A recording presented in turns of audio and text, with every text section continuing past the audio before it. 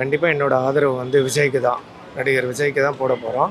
ஏன்னா இத்தனை நாளும் பழைய கட்சிகள் தான் மாறி மாறி ஆட்சி பண்ணிகிட்டே இருந்தாங்க.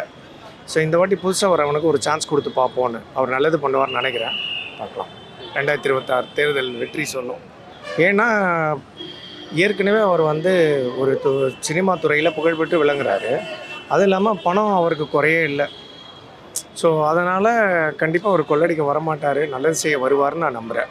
ஓகே. எதனால திமுக புறக்கணிக்கிறீங்க? பாச்சில அப்படி இல்லை, யார் வந்தாலும் இது வரைக்கும் எந்த டெவலப்மெண்ட்டும் எனக்கு ஒன்றும் தெரியல.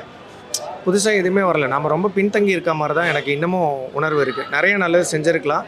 இப்போ கூட எக்ஸாம்பிள் பார்த்தீங்கன்னா, உங்களுக்கு பின்னாடி இருக்க பஸ் ஸ்டாண்டே சொல்லும் நம்ம எவ்வளோ பின்தங்கி இருக்கோன்றத. ஸோ அதனால் ஒரு மாற்றம்ன்றது கண்டிப்பாக தேவைன்னு நான் நினைக்கிறேன். நம்ம மக்களுக்கு இலவசம் கொடுக்குறோம்ல எனக்கு உடன்பாடு இல்லை.